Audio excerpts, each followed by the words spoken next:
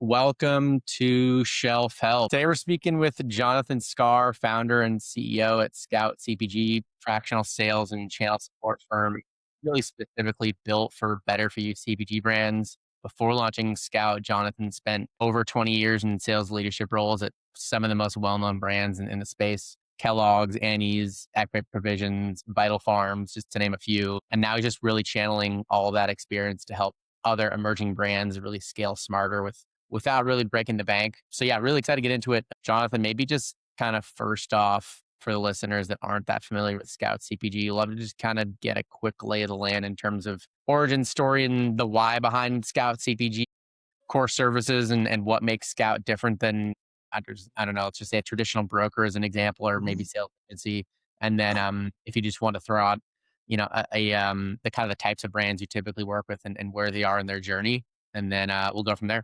Yeah, great. Thanks for having me. I appreciate Yeah. the opportunity to talk about Scott CPG, and the people that work with me are outstanding, and we couldn't be happier with the brands that we work with today. Scout CPG, oftentimes businesses are built before there's true intention and understanding of what's happening in the market. And we sort of took a different approach after 20-ish, 25 years-ish experience now in CPG, from everything from bagging groceries in a grocery store to being part of some great acquisitions and some, well, seemingly everything in between, for working for giant billion-dollar companies a year and pre-revenue businesses. And one of the things that we found that we felt is the biggest pain point for brands as they grow is the financial investment in the managing of expectations to bring a product to market. And what I've found through my own experience, as well as the people that work with me here at Scout, is that brands, as they come to market, may or may not have the right expectations of what their business can and cannot do, whether that's driven by operations, whether that's financials, whether that's the support structure, whether that's the organization of the brand itself. And so there's lots of amazing entrepreneurs out there that come up with these amazing ideas, and they've got great branding and they've hired great designers, but they might not have the price architecture correct. They may not know the route to market. They may not know how to work with distributors. And I think often people get advice that, "Hey, you've got to have a broker." And I think that in some cases that's true, and in others it's not.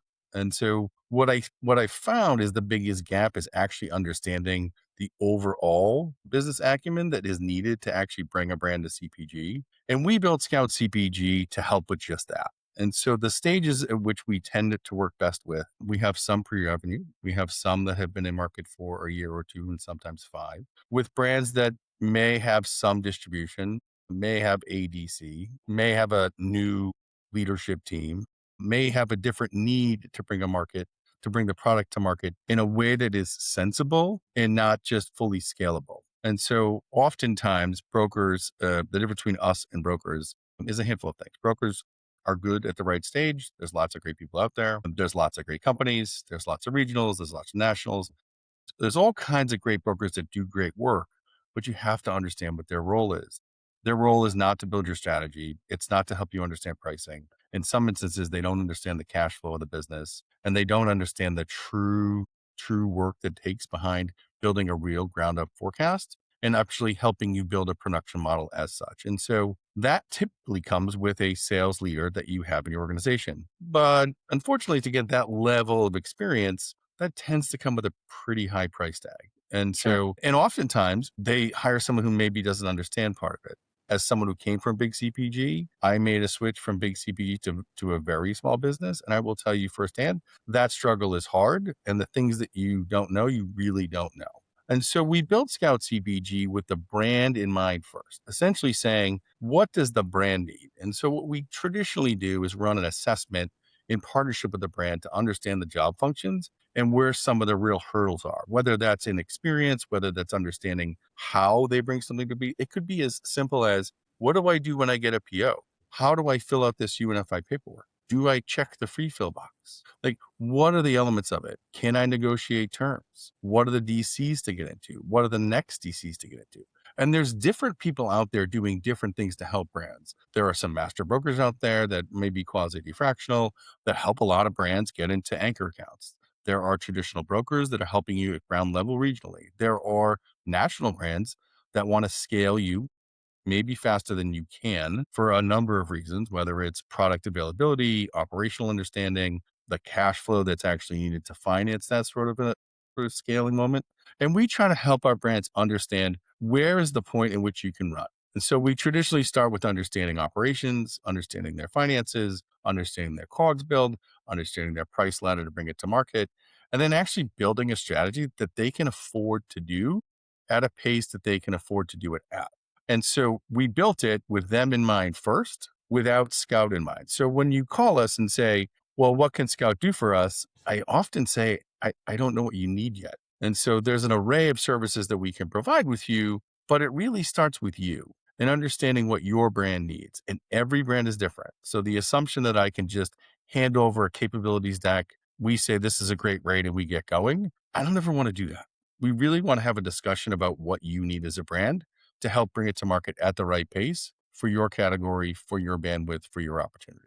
Where's there room for improvement with their traditional broker model for emerging CPG brands? Yeah, I do say the broker model isn't broken if you're the broker. And what I mean by that is the expectations when you're the broker, they feel that they're articulating their services and the cost for that service in a meaningful and impactful way, right? And so they don't feel that it's broken. Brands often come into the conversation not truly understanding how to manage a broker, how to utilize them, how to understand what they can do and what they can't do.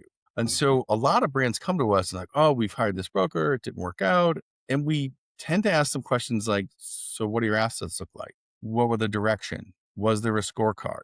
How did you communicate with them? How often did you communicate with them? And so there's a different way to manage that conversation. And I think that a lot of brands come into CPG with this grand expectation that brokers are going to solve all of your problems. And unfortunately, that's not really their role. And so managing expectations for you as a brand, as well as having a clear communication with the brokers to what their role is really the key. And that's Yeah. often the driver for when people say the broker model is broken. Not really. I think that people just don't come to the table understanding exactly what each other is supposed to do hand in hand. Can you kind of walk through that kind of standard broker compensation structure, whether it's some mix of retainer commission and maybe just at least from your perspective or just what you hear from other brands that you speak with, where you feel like maybe there's some misalignment between the incentives that the broker has and what the brand actually needs? Yeah. First, I think the conversation starts with you're both trying to run a business. And I think it needs to be grounded in that and understanding that that's what it is. You can get emotional about the connectivity, but the reality is you're both running a business. And so both sides need to understand that at hello. And so if you can get past that point, understanding what the compensation model for brokers is a wide array of options. Yeah. And it could be in some instances you create a great regional broker in NorCal and it's a relatively small retainer and maybe it's and or commission. Not that everybody understands how that gets funded because Yeah. it's retainer and or commission every month. Some people believe you come off commission, you get on the commission, you stay on commission. That isn't always the case. To help you have someone in the market bring your product, in some cases, in the front door. There are other brokers who give you a national agreement and sort of tend to do the same thing. That retainer is built to help cover their sort of operating expense of people, their SG&A on their own P&L and understanding how many people they've got on salary. They need to cover those pieces. And then the commission may or may not benefit different people. Everybody has a different bonus structure. Every broker is different and how they incentivize their people, which is fine. That's their business, not mine. But what it tends to do is put you in a sort of Rolodex of brands for category reviews. And brands often don't understand what that means. And I can see and understand why. You're paying a broker a amount of money a month and you are expecting them to work on your business at or better than the rate in which you are paying them. That isn't always true because there are busier times of the year based on your category and review calendar than there are others. And so there's ebbs and flows of workflow and connectivity and communication. And what you're trying to accomplish when you hire a broker is to actually get into their book so that you can utilize their relationship to go talk to a retailer. That may or may not be today. That may or may not be in 2 or 3 months. That Yeah. could be in 6 or 9 months. And I think what often happens to brands is they don't ask the broker the question of, "When does my calendar, what is review? When is the right time to start with you?" And so oftentimes people will sign up too early with brokers to help them get into a market that isn't readily available or reviewing the category. And so there's a lot of wasted time and energy and money which isn't the broker's fault. And Yeah. oftentimes it's the brand's fault. And I think that's sort of where like someone like Scout CPG comes in. We sort of build and scale with you, and we financially take incentives to sort of go with that. We literally build a plan with you based on where you're going, based on the timing, based on the urgency of the business, rather than, hey, we're just going to kind of put you into a book and we're going to bring you to a category review and we're going to get you a meeting. And they're very good at that.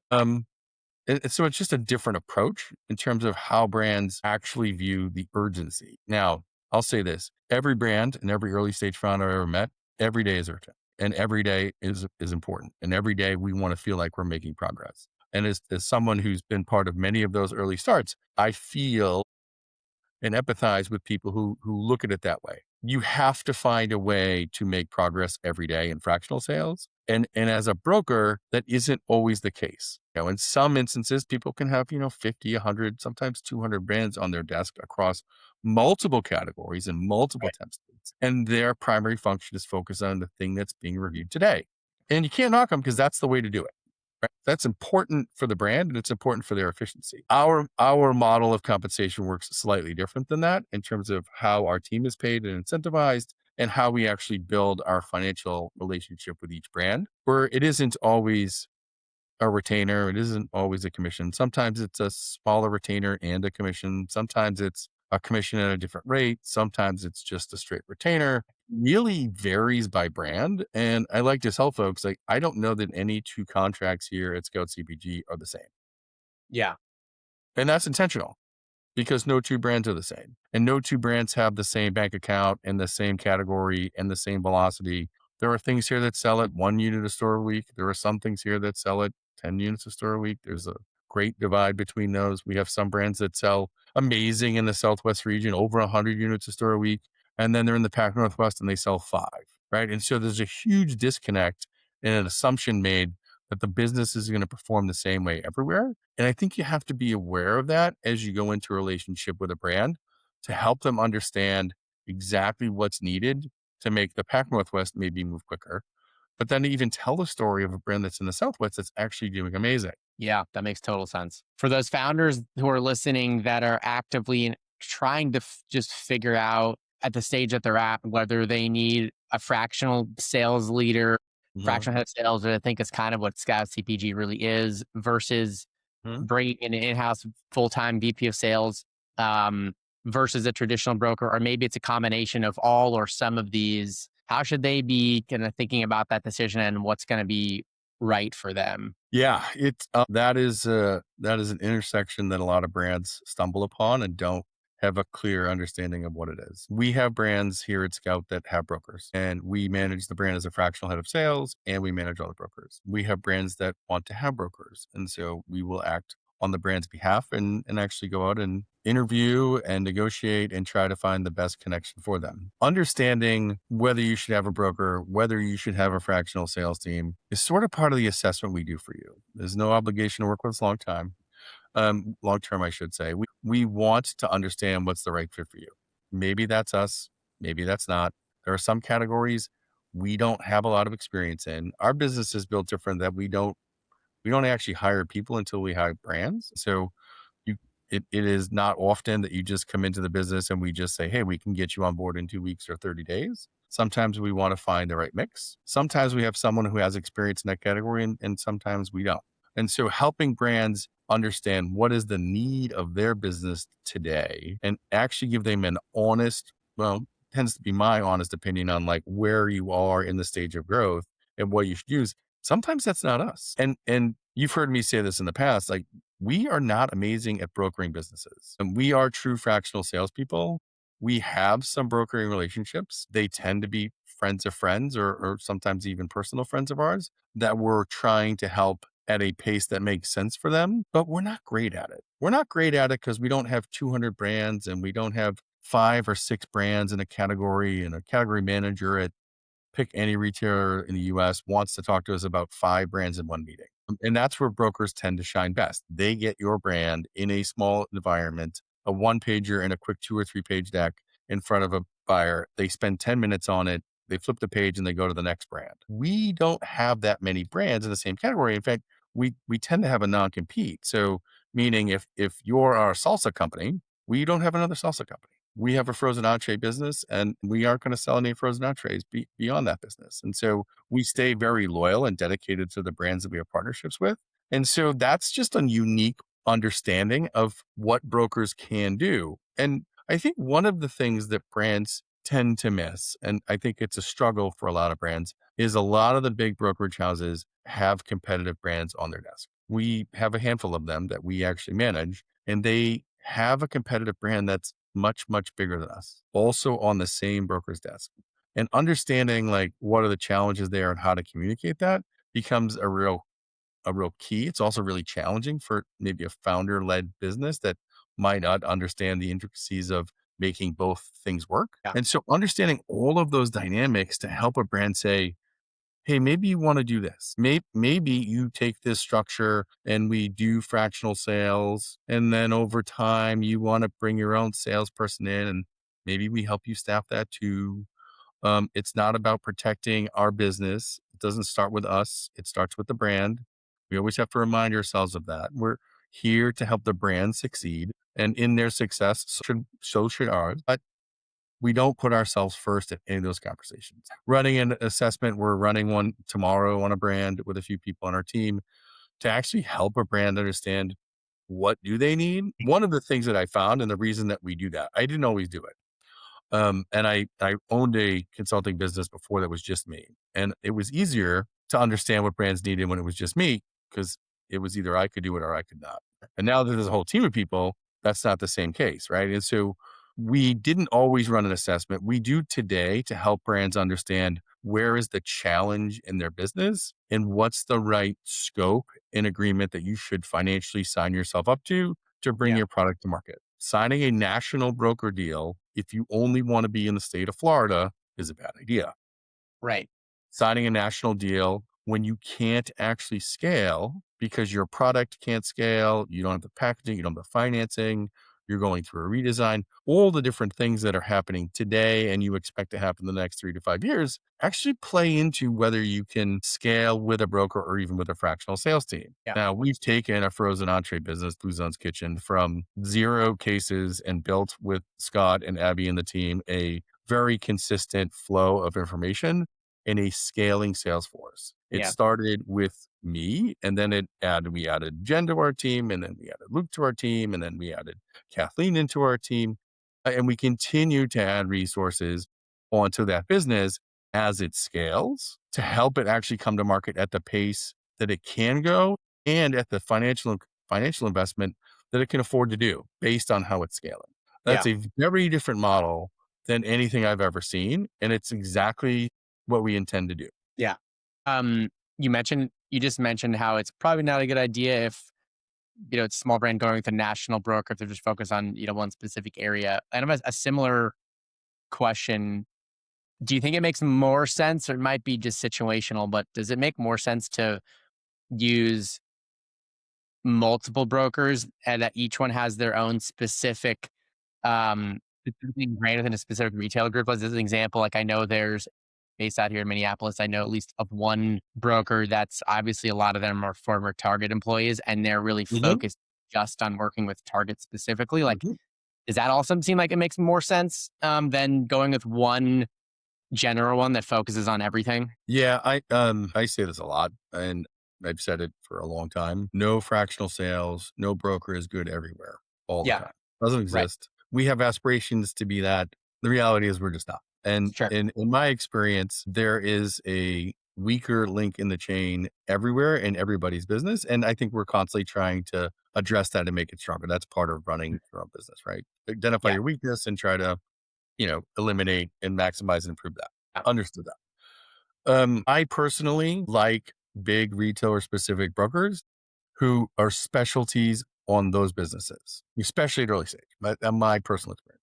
I've seen it go a lot of different ways, but I tend to like that more. Your example of Target, we have a group that we tend to work with a little bit here more than other brands. Ex Target buyer, office across the street, looks out the window and is looking at there's a lot to say about the connectivity to Target in that manner. And I've worked with other ones that have the same sort of piece. I feel the same way about Kroger. I feel the same way about Publix, where it gets a little bit more interesting. And the reason that I think that exists is there is a language, there is a portal, there is a review calendar. There are hardships for a brand if you didn't actually know how to do that. Big brokers Sure. tend to have that, but people who work there tend to understand how the building actually works. And so I do like that in those big pieces first and foremost, if you have the scalability.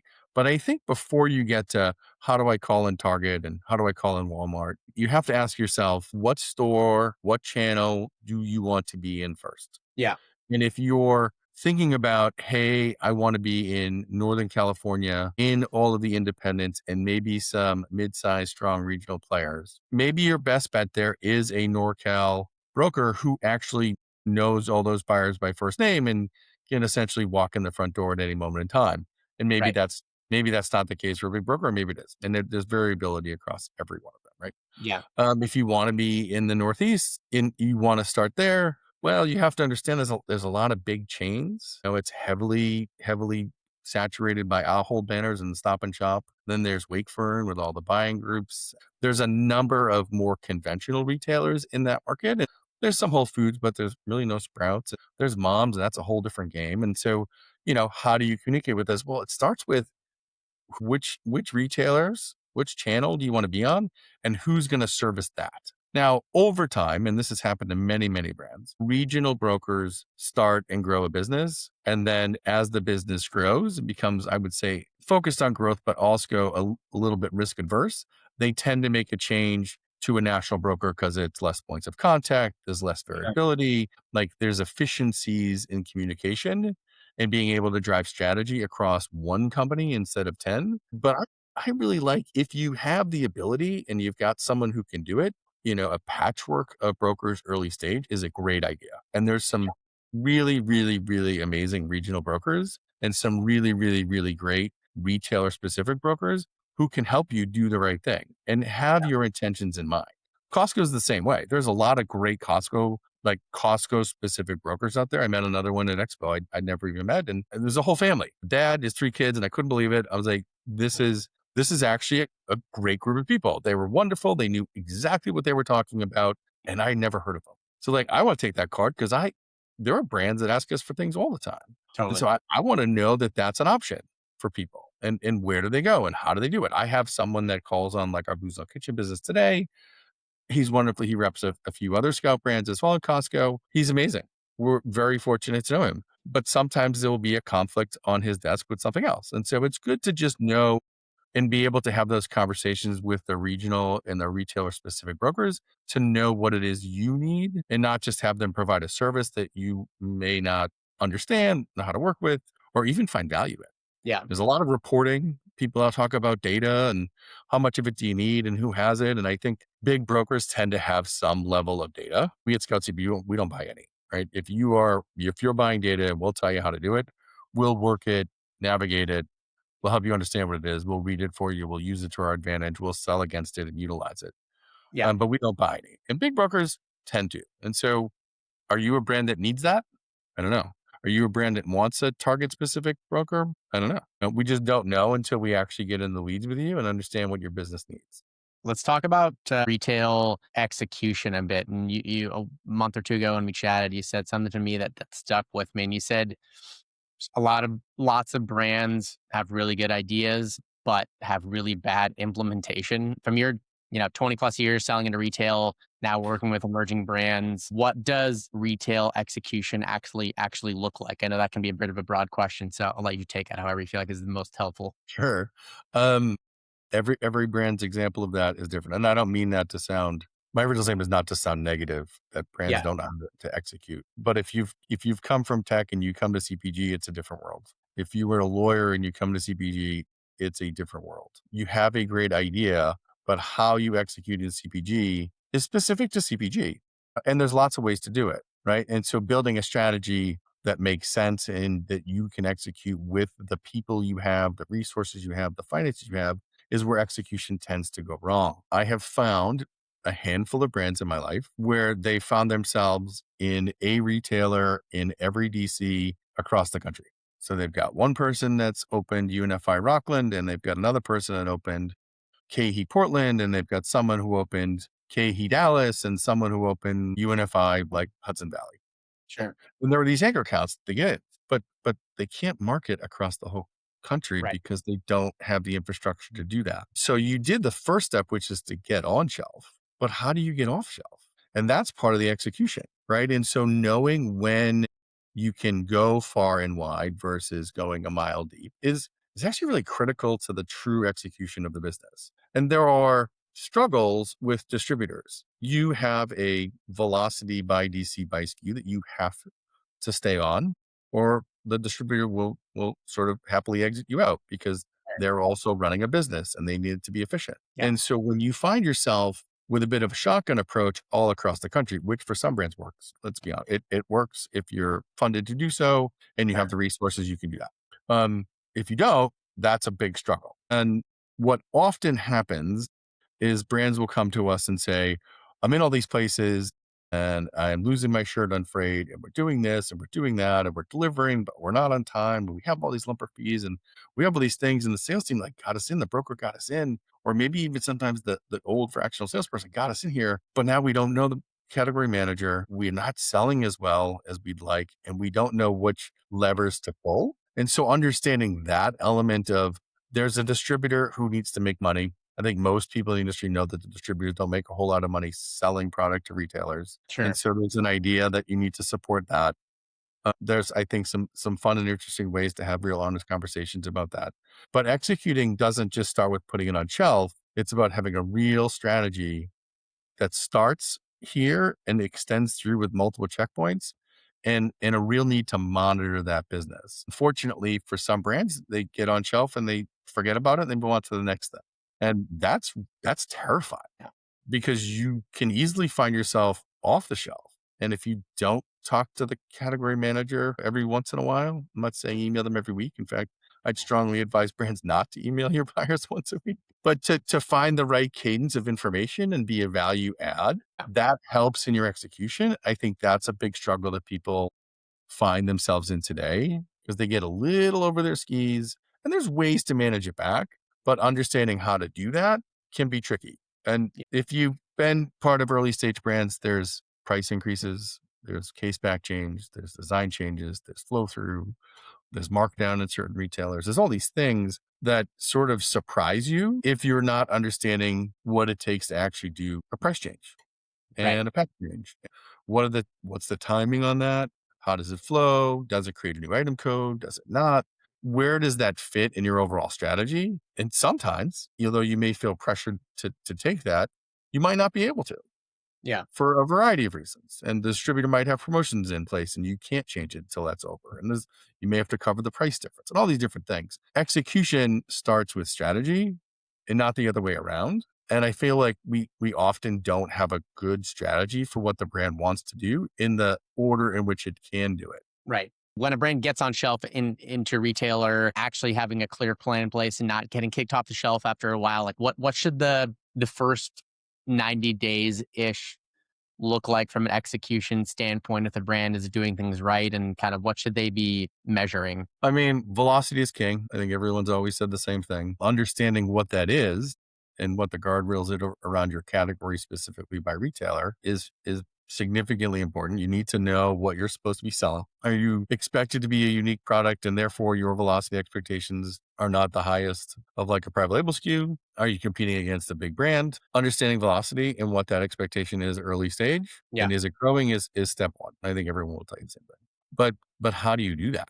Right. And so coming from big CPG, there's always been like the, hey, let's put it on shelf for 30 days. Let's not touch price. There's a strategy. Let's get it on for 30 days. Let's make sure it's on shelf. Let's make sure the reset's actually done. Retailers, they have people and people calling sick. And so sometimes those things don't happen according to plan. And I worked in a grocery store for a long time. So that happens. That's real. So maybe you want to get on the shelf on Tuesday and maybe it doesn't get on the shelf till Thursday. You don't want to be on sale if the product's not on the shelf. And there's lots of different retailers that are using some sort of computer assisted ordering, right? And so there's no baseline for your business. So if you Yeah. go on sale, it doesn't know how to order for you. And so then you're sort of reliant on people in store. And there are regional retailers who are excellent at that. And then there's larger retailers who are not. Yeah. And so it just depends on the infrastructure, what they do. Generally, we say get on shelf for 30 days, promotion or demo, depending on what the strategy of the business is. By making a dip that's sort of like other dips, but maybe has a different variant as a start, you may want to focus on getting it into people's mouths, right? Because they may know that they're buying the same old dip they've always bought, but you need to get them to buy yours, and price may not be enough, right? Because it's a high taste category. And then Yeah. there's things like, even in commodities, sometimes price can be a factor. So is that what drives the consumption in that category? And so, is it $1 off? Is it $2 off? Is it buy one, get one free? Is it buy one, get free? It depends on the category and the brand. So Yeah. to say like, what is that? But there should be some 90, 6 months, 9 months, 12-month check-in for like how you're actually doing by retailer to look at it. Now, if you buy data, you're going to probably buy it every month. You could buy it every week. I don't know why you would do that, but you can. You can buy it every month and you can check on those things for the people that report. For the people that don't, sometimes it's easier just to ask the category manager at the retailer. It's in their interest to sell more stuff. And so they want to do that. And so by having a clear understanding of their time and their needs, and maybe just simply shooting an email, hey, see, we're using our distributor piece, says we haven't really shipped a lot of cases. Like, what can we do better? How can we partner? They're going to have some ideas. Like, they want to sell more product. Now, Yeah. there are giant retailers who may not answer you, right? Because they've got thousands of brands and thousands of people, and they're a big ship and they got 2,000 stores, and they may not have the time to talk to you about your individual needs. And in those instances, you might see something like a fractional sales and maybe even a broker. But Yeah. knowing like where you're going, what you're starting. I mean, if you're starting at Jimbo's in SoCal, amazing people, love the stores. If you haven't had a sandwich in Jimbo's, go to the deli, order a sandwich. Amazing. And I love everything about it. But it's a handful of stores and you can get into them, right? You can get in and see how it's going. And the people who work there are very communicative. Central Market here in Texas, same thing. Get into the store, see how it's selling, talk to the people, educate them, do some demos, get some coupons in people's hands, like drive some trial organically and through a little bit of a grassroots movement. Yeah. If you're in Target, that's not going to happen. If you're in Wegmans, you're not doing a demo there either. Right. So the way you do it is really contingent on where you went on shelf and how to actually understand what the guardrails are for 90-day success. Yeah. On the topic of retailers, how does a brand know, or how should they think about when and how to make that jump from natural specialty to conventional? And, what signals tell you that a brand is ready to make that jump? Yeah, what a great question, and probably 100 ways to answer it. I'll tell you what my preferred path is to do that. If you are a highly indexing natural channel product, you're in Sprouts, you're in Whole Foods, you're in Moms, you probably figured out natural grocers, and maybe you're still working on NCG because it takes a little longer and infra, and you've got a really high indexing product there. Will you survive in a Albertsons? Maybe, maybe not. I Yeah. think you have to look at the price architecture for what's there and understand the brands and the pricing. Are you going to be $2 and $3 more on shelf? That may not work. That may not work. Is there like-minded brands in that chain? So do you have 4 or 5 brands that you idolize? Are they in there? What I prefer to do is find a smaller regional, more conventional indexing retailer and test it out. Okay. Don't go big and sign with someone gigantic. Find a good, like regional, conventional facing retailer who you can have real clear communication with, and hopefully has a buyer that wants to like understand that you may need to overinvest here because you don't know what you're doing. This may not be the greatest financial reward for you short term, but it's going to teach you a lot of life lessons about what your brand needs to do when it isn't in a retailer with a higher basket ring and people who are less conscious about the price of things. When Yeah. you get to those places, start small. Test with a retailer that has that person walking in the door, and don't put yourself in a predicament where you're paying 2, 3, sometimes 4 cases a store in slotting to figure out if it's going to work. That's a Yeah. long return on slotting, if any at all. If you're selling 1 or 2 units a store a week, it's probably not paying out for the year, and Yeah. maybe not in 2 years, depending on the category. That's our preferred method.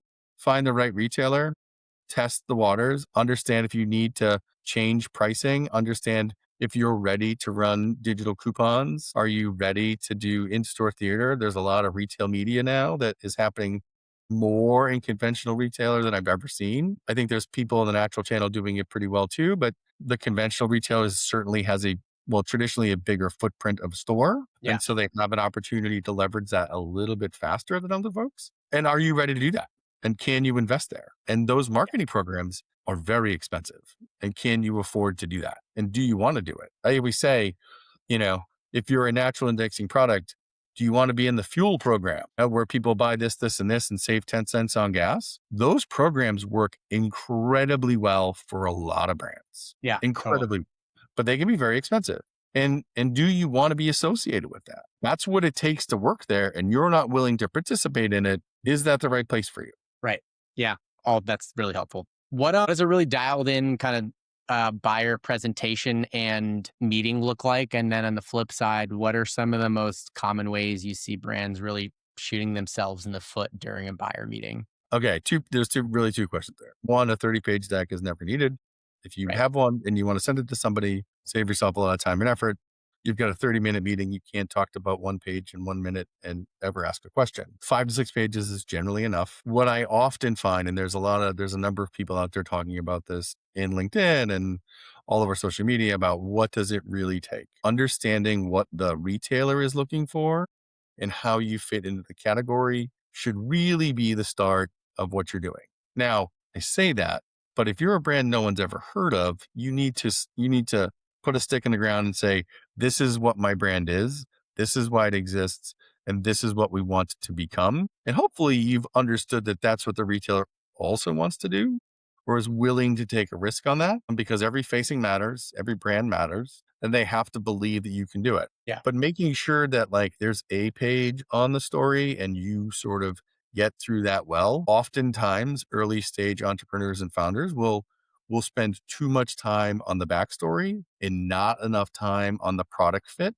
and why it makes sense. And you need to demonstrate that first of all, if you've never presented to a retailer, you've never been in their store, that's a really bad starting place. So someone needs to like actually have gone in the store and walked a set and maybe talk to the store manager and like do a little bit of groundwork before you're just like, hey, I'm pitching to moms and I've never been at a mom's. Like, that's a bad idea. Don't do that. Right. Right. You never been to Central Market. You don't know how busy it is. You don't know what it looks like. You don't know that they have an in-house design team in every store and they're doing so. If you've never seen that and you don't know how they come to market, it's going to be very hard for you to articulate how to be successful. And so Right. understanding that and then building your deck around how do I fit in? Why is it incremental? What am I going to bring to the table that's different? And making sure that's at the forefront of it. Now, there's two ways to build decks. You can do what some big CPGs do, and the first page is the ask.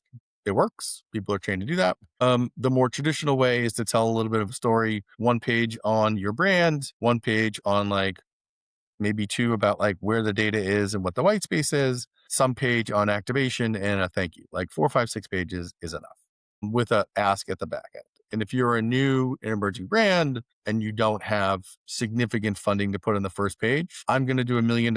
I'm going to pay you $400,000 and here's how I'm going to do it. Some brands can do that. Most brands can't. And so just understanding what you can actually do and what they want to do. And then I'll give you like a sneaky little hint. There's MCBs, there's OI, and there's scans. Some retailers can take all three. Some retailers don't. Some retailers have minimum levels of investment in one of those three buckets, and sometimes a combination of that. If you don't know that, don't put it on the side. The worst thing you can do is make an assumption about how they're going to take your investment. Mm-hmm. And then a buyer, and I've seen this happen, is like, we don't do MCBs. Like, we only do scans. This OI, we're actually not going to get it. So understanding those elements to like how the retailer wants to engage with you I think is critical and something we strongly advise to all of our clients. Yeah, totally. Very helpful. Last question for you. I know we're coming up on time, but want to cover this one in terms of, I think that between trade spend, margins, broker fees, slotting, Yeah. brands just find growing retail distribution profitably, or even just break even in the early days is really Mhm. difficult.